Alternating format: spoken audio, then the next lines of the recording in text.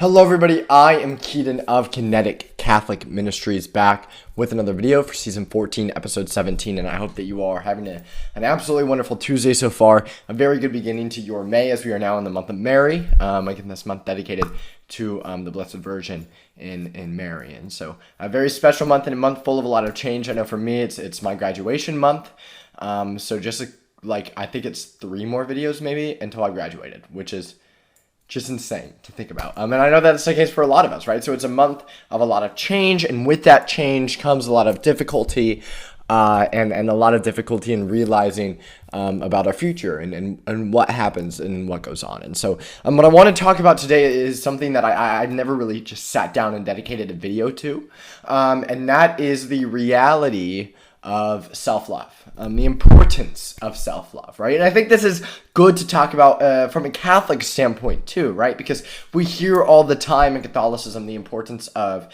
sacrifice and the importance of denial of yourself and the importance of putting others first and the importance of putting God above everything else, so much so that where does the love of yourself come in, right?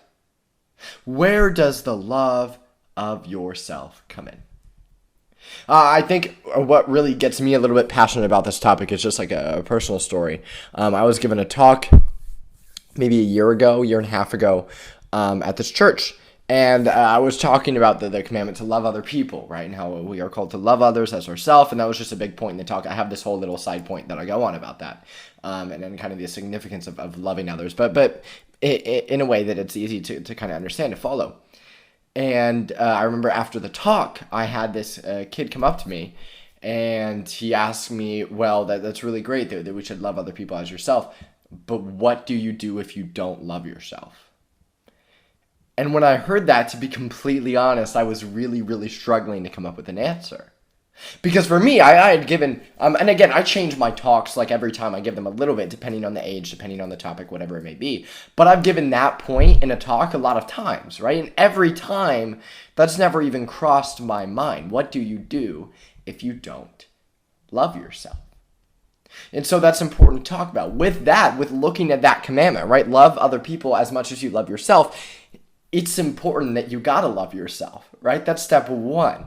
Is loving yourself so that you may love others. And we'll be getting into that a little bit more. I think the reason why we don't see this topic of self-love come up a lot in the Catholic world, maybe not as much as it should, is because I think that unlike most things, this is something that our kind of mainstream society gets right. I mean, I do. I think that there is a heavy importance on self-love and on mental health within our world. I think that our generation is one of the best at understanding the significance of mental health, at understanding the significance of self-love.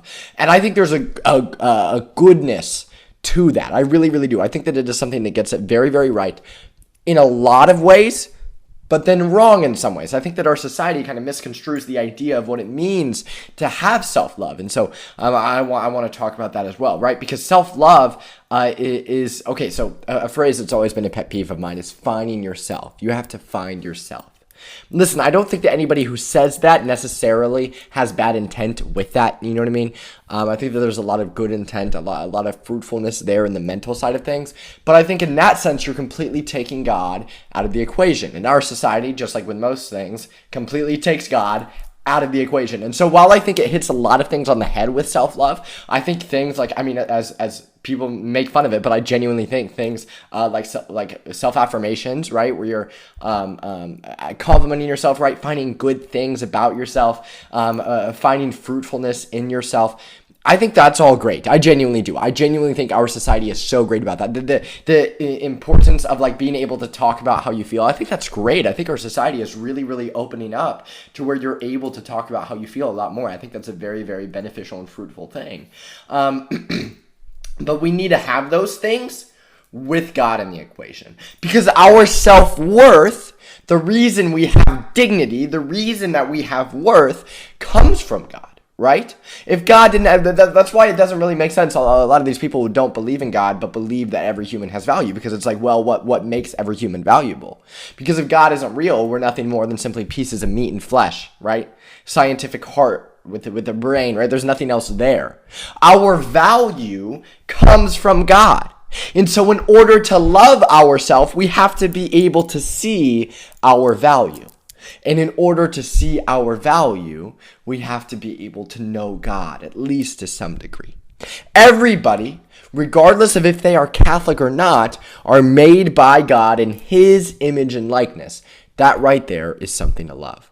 We know that Jesus commands us to love ourselves, right? We know the significance of that. But St. Thomas actually has some pretty cool teachings about this idea of loving yourself in the Summa Theologica, because it was begging the question, like, should we even love ourselves, right? We see all this sacrifice. We see all these themes of self-denial. Should we even love ourselves? St. Thomas Aquinas has some really, really great stuff to say about that. And he says that we should love ourselves for two reasons. One, because it enables us to love others, right? We cannot love other people if we do not love ourselves. It's not possible. And I was going back to what I was talking about in the talk, right? That means that if we can't love other people, if we don't love ourselves, that means that loving ourselves is the very first step. And if loving ourselves is the very first step, then we got to see God. We got to know God so that we can understand where our value comes from and understand the love that we deserve. So he says, yes, we should love ourselves because we should love others, but we should also love ourselves because we love God. I mean, think about it logistically, from a logical standpoint. If we love God, if we have this love, this deep love of God within our hearts, and God created everything else, then wouldn't we love the creation of something that we love? If we love God so deeply, God is the Father of us, right? He is a Father. And that's an important thing, seeing God as a Father. And so if our Father has more creation, wouldn't we love that? And that creation includes ourselves, right? Yeah, it's applicable to everybody else. But in this scenario, I want us to think about it with just ourselves. God created you. And in that way, that makes you special. That makes you made in His image and likeness. That makes you valuable. That makes you worth it. That makes you have dignity, right? And there's a beauty there, something that is undeniable, that we must love. Guys, this doesn't mean self-love is going to be easy. It's going to be difficult. Because the reality is, as many times as we hear it, we are genuinely harder on ourselves than anybody else is. Because we know ourselves so well, we know all of our faults, we know everything wrong that we do, we know all of our sins, we know every mistake we may have made, we know everything we're not talented at, we know everything that we might have wanted to accomplish and not. And so because of that, we are so hard on ourselves. But think about this. God, the creator of all, is the one person that knows you better than you. He knows me better than me. In fact, He knows you so well that He knows the exact number of hairs on your head. He created you. He knows what's at your heart. And in that, He knows you better than you. He knows me better than me. And yet, despite knowing all of our faults, despite knowing all of our flaws, He still loves us. He still loves every non-Catholic in the world. He still loves everybody with an ideology that doesn't follow that of the Catholic Church in the world. He still loves everybody, regardless of where they are from, what they look like, who they are. He loves them all, and He loves you, right? He loves you individually. Even if nobody else was in the world, He would still love only you, despite seeing all your flaws, all your downsides, all the negativity. He still loves you. And that speaks volumes. God sees it all, guys.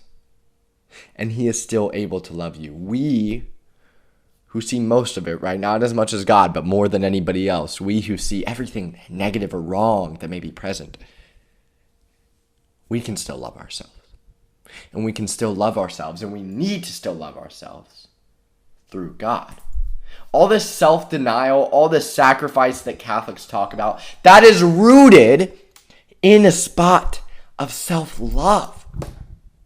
You are only able to deny yourself for the greater good if you love yourself enough to do so. You are only able to sacrifice for the greater good if you love yourself enough to do so, because that takes love. The pleasures, the earthly comforts, falling into that's where love is not present. In order to have discipline, to get ourselves out of that, to make ourselves more committed to Christ, that shows more self-love than anything else. And that's the beauty of it. That's the beauty in the Catholic view of self-love. Again, I think our society does a pretty good job with the idea of self-love as a whole. But they're missing an essential element, right? The heart of it.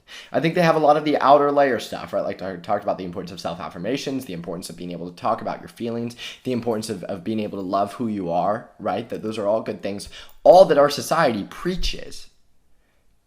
But when you miss the central element of it, that being God, then you kind of lose that whole meaning entirely. And we need to understand the significance of self-love for that. Now, my last little point is that there is a difference between self-love and pride, right? There is a difference between being prideful. We know pride is one of the 7 deadly sins, and so being prideful, being boastful, right? Being egotistical, being I am above everybody else. I am so great. I am so fantastic. I am so amazing. Everybody else is below me. Not a good view, right? God doesn't say to love yourself more than others. He says to love yourself just as much as you love others, and that's a lot, right? Loving yourself a lot, loving others a lot. And so we just need to be careful when we're talking about self-love that we are able to differentiate it from pride, from the egotistical nature, right? Something that sometimes it seems like our society is not able to do as fruitfully as separating that pride, that egotistical, that boastfulness, that I am so much better ideology versus the reality that we are all created equally, but that we all have dignity, that we all have value, and that we are all worth loving. You individually are worth loving. I individually am worth loving by ourselves, by God, by others. And if we lose that idea of self-love, then we lose the spirit of loving others, and we lose the reality that we are created by God and therefore have value. So, now that the topic is done, do y'all know what it is time for now? It's time for the Saint of the Week. And today's Saint of the Week is Blessed Bartolo Longo. Now, I will warn that kind of this point of the video on may not be for younger viewers because Blessed Bartolo Longo's kind of story is a little bit dark at points. So this part beyond may not be entirely for younger viewers. If you watch it as a family or something, or if you're the parents watching it, you may want to wait and watch this to see if you'll let your kid watch it, etc., etc. Up to you guys fully. But basically, Blessed Bartolo Longo is a 19th to 20th century saint. And basically, he grew up Catholic. He grew up praying the Rosary, but he wanted to have the full college experience, right? And so, because of that led to him turning to atheism and ultimately the occult, and he was ordained a priest of Satan, is what it was, and he was a Satanist. I mean, he was a full-on Satanist, and really, really practicing, which you don't see from people who turn out to be saints, or in this case, beatified, blessed. And so, Blessed Bartolo Longo, during this dark moment of his life, was through the intercession of his deceased father, Bartolo, that he returned to God. But when he returned to God, he had this deep prayer life, but he still felt unworthy of mercy. And he thought that he was permanently kind of attached to that sin that he had committed, that he was destined for hell. And he later wrote, I have the quote right here, "As I pondered over my condition, I experienced a deep sense of despair and almost committed suicide." And that's a sad thing. And when we're talking about self-love, I think that when we're looking at somebody who really, really went through this, but who still was able to live a holy life and have some dark moments, right? When we're talking about all the dark things that we know, right, about ourselves, or all the sins, or all the things we've done, Blessed Bartolo Longo knows. But what's really, really cool is that it was in that moment that Bartolo felt Our Lady tell him that his path to heaven was through teaching others to pray the Rosary. And so this mission kind of gave him hope. It was for more than 50 years, guys, of his life, Bartolo preached the Rosary, founded schools for the poor, established orphanages for the children of criminals, which is really, really cool too, right? When we're talking about mercy in action, for established orphanages for the children of criminals. And he really, really just had this deep sense of attachment and love for the rosary, which we as Catholics know it's personally, okay, not to choose a favorite method of prayer. All prayer is fantastic.